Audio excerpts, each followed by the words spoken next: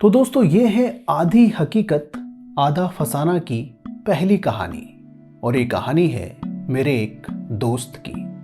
मेरे उस दोस्त का नाम था प्रकाश और वो मुझसे 2 साल बड़ा था और तब मेरी उम्र रही होगी कुछ 7-8 साल के आसपास।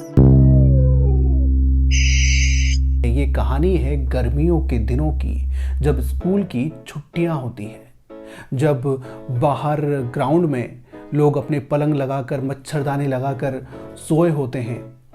एक कोने में बुजुर्गों का एक ग्रुप बात कर रहा होता है, दूसरे कोने में गांव की औरतों का एक ग्रुप बात कर रहा होता है और ग्राउंड पर बच्चे खेल रहे होते हैं। ये कहानी है उस वक्त की। मैं और प्रकाश उस रात ऐसे ही एक ग्राउंड में खेल रहे थे और फिर एक ऊंचे पेड़ से एक आवाज आई। वो आवाज़ इतनी तेज़ थी कि उसे सुनकर कुछ गांव वालों ने बातें करना बंद कर दिया, लेकिन तभी दूसरी बार वो आवाज़ आई और इस बार पीछे से कोई आदमी चिल्लाया कि ए छोरे, भगा उसको। मैंने भगाने के लिए ज़मीन से एक पत्थर उठाया और मैं पेड़ की तरफ उछालने ही वाला था कि किसी ने मेरा हाथ पकड़ लिया। ये एक औरत थी, एक बूढ़ी सी औरत, और वो मेरे इतने करीब आकर बोली कि वो आवाज उल्लू की है और उल्लू को पत्थर नहीं मारते, वो पत्थर को देख लेता है और फिर उसे ले जाकर किसी तालाब या नदी में डाल देता है और फिर वो पत्थर ऐसे गलता है जैसे किसी मिट्टी की गोली, और जैसे जैसे वो पत्थर गलता जाता है वैसे वैसे वो आदमी भी गलता जाता है। वो औरत मेरे इतने पास आकर ये सब कुछ बोल रही थी। मैं उसका चेहरा देख रहा था। उसके चेहरे पर हल्के नीले और हल्के हरे रंग के फूल बने हुए थे। उसका चेहरा देखते देखते मैं भूल ही गया कि मैं उल्लू को पत्थर मारने वाला था। उसके बाद हम खेल में लग गए। उल्लू की आवाज़ दोबारा नहीं आई और उसके बाद सब सोने चले गए। लेकिन अगले दिन उस गांव में एक कथा थी और उस कथा में गांव के बुजुर्ग, गांव की औरतें और बाकी सारे लोग चले गए थे कथा सुनने। लेकिन कुछ बच्चे अभी भी उस ग्राउंड में खेल रहे थे और प्रकाश और मैं भी उसमें शामिल थे। हम वहां खेल ही रहे थे और तभी उसी ऊंचे पेड़ से बिल्कुल वैसी ही आवाज आई। इस बार प्रकाश ने जमीन से एक पत्थर उठाया और मैंने उसका हाथ रोक लिया। मैंने उससे वो सारी कहानी बता दी जो उस बुढ़िया ने, उस औरत ने मुझे बताई थी। लेकिन प्रकाश को अब मेरी बातों से ज्यादा इंटरेस्ट इस कहानी में आ गया। उसने कहा तो चल ठीक है ना, करके देखते हैं।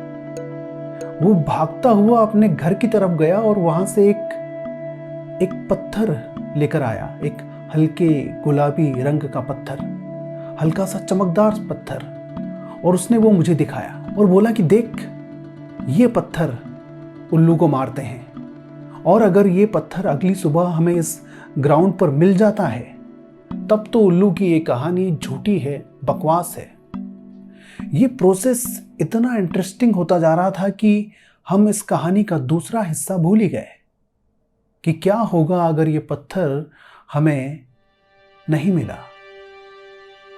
मैं ये सोच ही रहा था कि उल्लू की आवाज फिर से आई और मैंने देखा कि प्रकाश के हाथ से वो पत्थर निकला उस आवाज की तरफ, पत्तों से टकराया और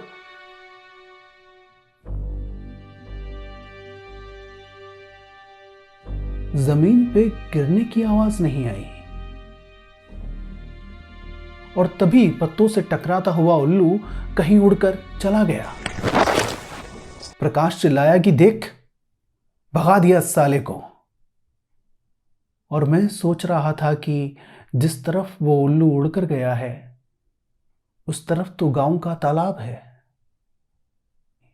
अगले दिन हमने उस ग्राउंड को भी देखा जिस पर कि पत्थर हमें मिल सकता था, लेकिन हम जब तक पहुंचते उस ग्राउंड की झाड़ू लग चुकी थी, वो उसकी सफाई हो चुकी थी। 2-3 दिन गुजर गए, फिर एक हफ्ता गुजर गया और एक रात जब हम उसी ग्राउंड पे खेल रहे थे तो प्रकाश अचानक उस पेड़ की तरफ ऊपर देखने लगा। मैंने पूछा, क्या हुआ प्रकाश? तो बोला कि उल्लू की आवाज आ रही है। मैंने बोला, मुझे तो नहीं आई। नहीं देख, सुन, फिर से आई। मैंने कहा, मुझे तो नहीं आई। पर वो एक टक ऊपर उस पेड़ की तरफ देखता रहा। मैं जैसे उसे सुनाई देना बंद हो चुका था, वो ऊपर की तरफ देखता रहा और फिर अचानक जमीन पर गिरकर बेहोश हो गया। उस दिन के बाद से प्रकाश की हालत बिगड़ने लगी।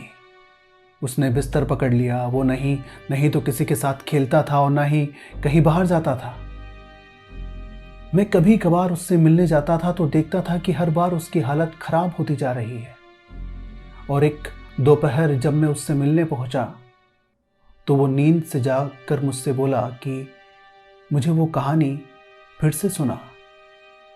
मैंने पूछा, कौन सी कहानी? तो बोला, उल्लू की कहानी मुझे फिर से सुना। मैंने उससे कहा कि जब भी कोई उल्लू को पत्थर मारता है तो वो उस पत्थर को देख लेता है, पहचान लेता है और फिर उस पत्थर को ले जाकर किसी नदी, किसी तालाब में डाल देता है। और फिर वो पत्थर ऐसे घुलता है जैसे मिट्टी की कोई गोली। और जैसे जैसे वो पत्थर घुलता जाता है वैसे वैसे वो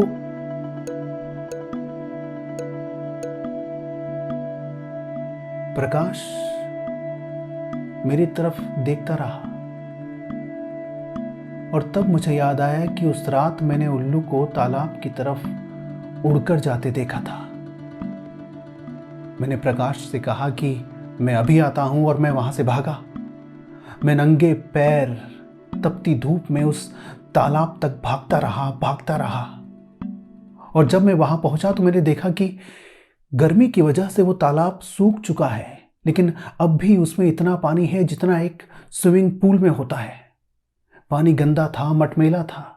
उससे देखकर यह अंदाजा नहीं लगाया जा सकता था कि उसके अंदर जो पत्थर पड़े हैं वो कैसे हैं। मैंने अपनी शर्ट उतारी और मैं तालाब के अंदर उतर गया।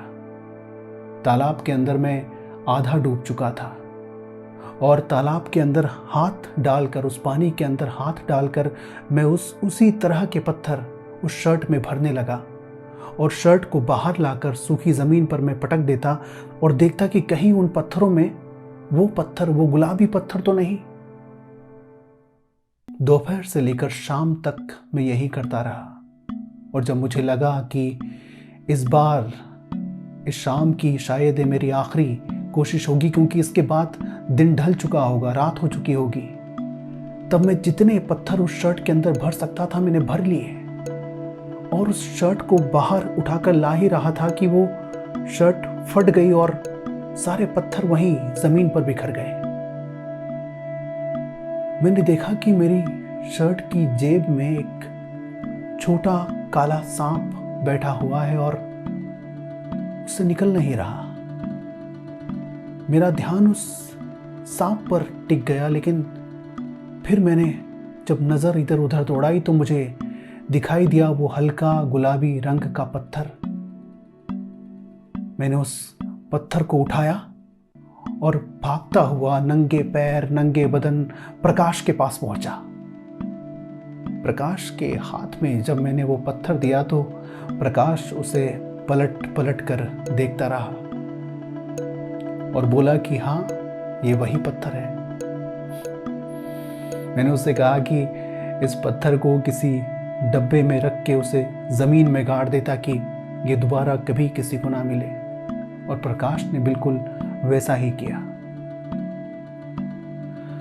उसके बाद अगले दिन मेरे पापा ने मुझे बताया कि हमारा ट्रांसफ़र हो गया है और हमें इसी संडे ये गांव छोड़कर जाना होगा। जब ये बात मैंने प्रकाश को बताई तो वो ज़्यादा कुछ नहीं बोला और हमारे जाने के एक रात पहले वो मेरे पास आया और उस पत्थर को मुझे दे दिया और कहने लगा कि ये पत्थर तू अपने साथ ले जा इस गांव से बाहर और इसे संभाल कर रखना। मैंने पूछा कि ये जमीन के अंदर था, तूने इसे निकाला ही क्यों? अच्छा होता ये तेरे पास ही होता। तो उसने मेरा हाथ पकड़ा और अपने घर के पिछले हिस्से से होते हुए मुझे लेके गया और एक पेड़ के पीछे छुपा कर दिखाया कि उसके घर की छत पर वो उल्लू बैठा हुआ था। वो बोला कि पिछले 2 दिनों से ये उल्लू उसके घर की छत पर बैठा हुआ है और पूरे वक्त वैसी ही आवाजें निकालता रहता है।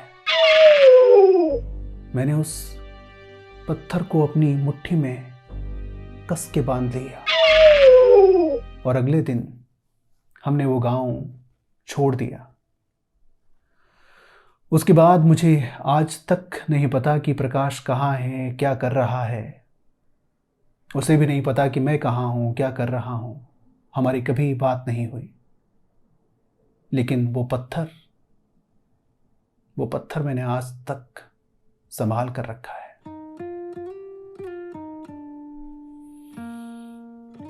तो ये थी आधी हकीकत आधा फसाना की आज की कहानी।